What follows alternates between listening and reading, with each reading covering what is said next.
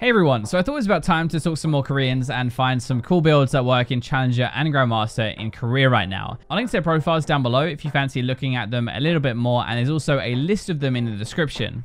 The first stop we're taking today is going to be looking at a jungler, and we're going to be looking at Quinn. Weirdly enough, I saw a few people doing this, but we're going to look at one of the junglers for SKT T1, which is Haru. So your farm speed and stuff in the jungle actually isn't that bad at all. You're going to have your Harrier procs. You can also jump onto them. You can get some distance and kite them around pretty much like a Nidalee would. Quinn is really good at invading because of the blind though, and the damage potential. Like, Quinn is kind of designed to be a 1v1 champion, and the games that I watched of them doing this pretty much had them invading, like, even from very early into the game at like level 3. The runes are pretty normal. Cheap shot works with an E slow pretty short, and the rest is just move speed and auto based like you would take on a normal Quinn. I say normal Quinn, we don't really play her very much, but normally you do have like a lot of AD and the move speed, and this is the same. You rush your warrior, and then you have your Moe boots and your Ghost Blade. Ghost Blade is actually a really good jungle item. Like, if you take everything else out of it, you have 40 out of combat move speed plus the active. You've already got quite a lot of move speed from your Relentless Hunter, and then when you have this out of combat as well, it definitely adds up. So with like your Mobies, that and her ultimate, she zooms around ganking like absolute crazy. So that's quite a lot of burst because you have a fair amount of AD, you have some arm pen as well, but you're going to round out your build with a blade and a rapid fire, which is a little bit strange, but it's got a lot of attack speed and AD all together, so it's pretty well rounded. If you want to think of it like this as well, it's basically like Camille Jungle a little bit, where she was really good 1v1 and then ganked a ton. That's pretty much what Quinn is going to do. So next up we have a very weird pick, but also a very strong one, like probably one of the most legitimate in the entire video, which is going to be Vlad and Yuumi bot lane. Deft has been crushing Korean Challenger with this setup over the past couple of days, past couple of weeks, I guess, actually. And it seems like when Yuumi is open and on his team, he'll pick Vlad. A big part of that is just because there's really good synergy between the two. Like, Yuumi is going to help Vlad early levels, where he isn't going to be the strongest, and kind of get through them into the parts that he actually wants to fight. She then boosts his AP by 16% later into the game, which is quite a lot, but that extra AP also gives him more health because of his passive, I believe. It also covers up one of Vlad's biggest problems. So everybody kites him around, right? They run away. If you can't get into fights, if you don't have your flash or something, then you can't do any damage. Yuumi is so good at like fixing that. She's got the slows to chase people down. You can never run away from a Yuumi anyway. You can heal a bit more, you can buff up your Vlad, and even lock them in place with your ultimate. It's kind of like a wet dream for Vlad. It's kind of like Vlad on steroids, I guess. You have all this set up for all of his damage. That is also where the runes come in a little bit more, because most Vlads run phase rush, right? It lets you chase people down and kind of stick to them because you need the move speed. Deft though goes electrocute. It's more damage, not normal though. It's actually pretty bad on normal Vlad, I think, but because Yuumi is giving him the way into fights and slowing everybody, he can swap to the damage instead. You've still got your double healing, you still have your cooldown reduction from Transcendence and Nimbus Cloak in there, so you have your key runes. You can just take more damage on your keystone. I don't know if it's specific to this bot lane or not, but Yuumi actually rushed a Twin Shadows in every single one of the games played with him. It's pretty good anyway for Yuumi, I think, but for Vlad again, it's double slow to let him chase people down, and that's pretty much what this entire thing is about. Next up, we're going to look at a mid laner. So as weird as it sounds, Nocturne mid is probably not weird enough on its own for me to actually put it in this video anymore, because we have looked at it before, and I think it's like relatively known that he's not that bad mid. Normally though, you run a fully 30 build and you just try and snipe everybody down, basically just rush a Dust Blade and play like normal Nocturne. This guy though does it a little bit differently. So he is going to rush his Tiamat, which is normal.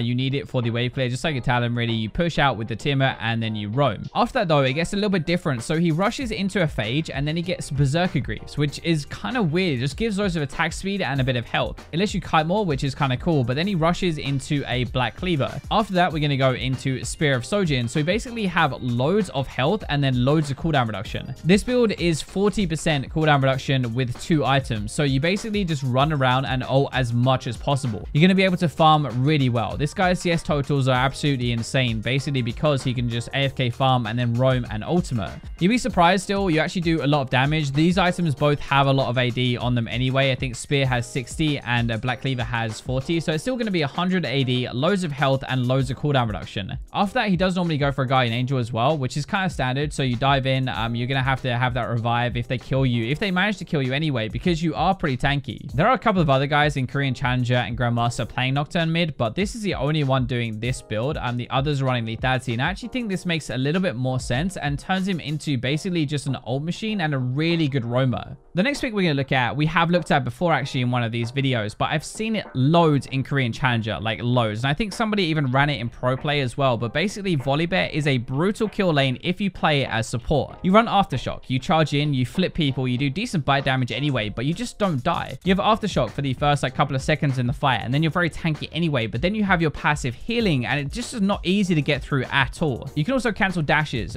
with your E, which is more damage, but messes up a lot of champions bot lane. A lot of champions do have dashes, like Lucian, for example, but also champions like Yuumi, I think with a W that counts. At least I saw a lot of volleys going against Yuumi as sort of like a soft counter. So if you're fed up with playing against Yuumi, maybe you want to try your volley. Even without the dash stuff, like she just can't defend her AD really at all. Like if volley charges in, what are you going to do, right? You're going to slow him with the Q maybe, and then pray he doesn't get in range because you got nothing else. It's a rough matchup for Yuumi for sure. It's also rough for a lot of champions actually, but it's just a really like fun and very strong kill lane. Most of the time, you're going to be grabbing your support item and then Righteous Glory, by the way, not really a normal support item, but it turns you into an engaged tool later into the game and just a really big front line. I also actually have another support like that works very similarly, which is Camille. This isn't as common at all, so we won't spend as long on it. Volley is actually a legit pick, I think, like everybody's playing him, but this Camille is more of a pocket pick. It's Aftershock as well, of course. If you want to take anything off meta and make it work, Aftershock is a good start, but it's basically just dive in, stun, and kill someone. It's a really good engage tool, but it's also a really good gank setup. You press R, they can't escape the ult, and it's sort of a free kill with the jungler comes down. It's the same thing as well when you start to roam around, because you're basically like Camille jungle, right? Except less damage, less items, but probably a bit more tanky. This guy as well runs Zeke's a lot, so when they're locked into the ultimate, they're taking a lot more damage, and it actually makes a lot of sense. The only thing is you have to really hit your E, like your dive in, otherwise you don't proc the Aftershock, and you're pretty much a sitting duck.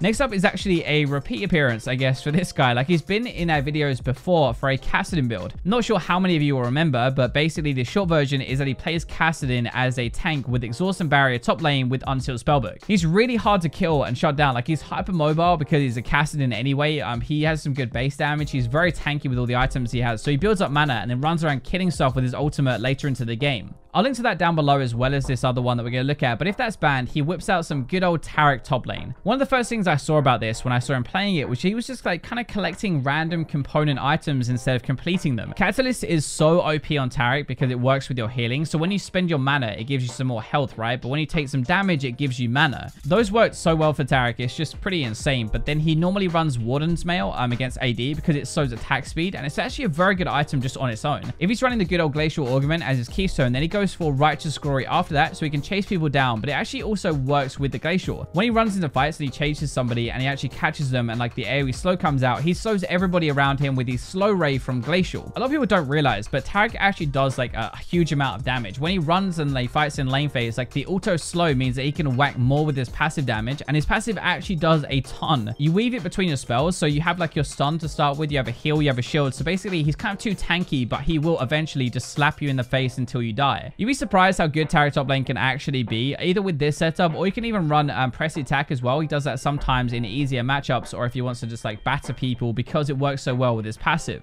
Now, another thing that I've noticed as well a lot was all the lethality Varus popping up again when I was looking through all of these different profiles. This is the Archer Varus build, basically, where you stack up your lethality and you nuke everybody from a million miles away. I actually love this build. It's really fun. I think a lot of you guys enjoy playing it as well. And I saw about half of the people playing it, probably about that, running this instead with Spellbook. So Unsealed Spellbook is pretty cool. You actually get more cooldown reduction this way anyway with your runes in general because you have double from Inspiration and Transcendence. You get more mana with Mana Flow Ban and Biscuits, which is going to add to your total, and you get free boots, right? And then a bunch of sums to swap to. You actually don't need heal that much when you're firing at the very back of fights. Like, it's okay, but TP is definitely better for the lane phase. You take it to get back to lane quicker or have like really good base timings and kind of get like a lead that way. And then you swap it to heal if you need it, or like you want to your Ignite or Ghost or Cleanse or whatever you want. Remember, this build is all about making your arrows hit super hard. It's not going to be tier anymore either. It's a bit too slow. So we go Ghost Spade, Dust Spade, Edge of Night, and then stuff like Last Whispers to just make your arrows really sting. It is pretty good in this meta, honestly. You have a lot of weaker ADs like Kai'Sa who are shorter range that you can really bully. And you also have the Comet Ash build, and Varus is basically doing the exact same thing. So they just poke each other, and Varus probably does it a little bit better to start with. So we're going to go on to some junglers now. And I know there's a lot of junglers in this video, but honestly, most of the weird picks are just in the jungle now. First up, we have Poppy Jungle. I've noticed a few players doing this and trying it out, and we're going to focus on a one trick. So it's electrocute Poppy Jungle, but you go Moe Boots and tank instead of warrior.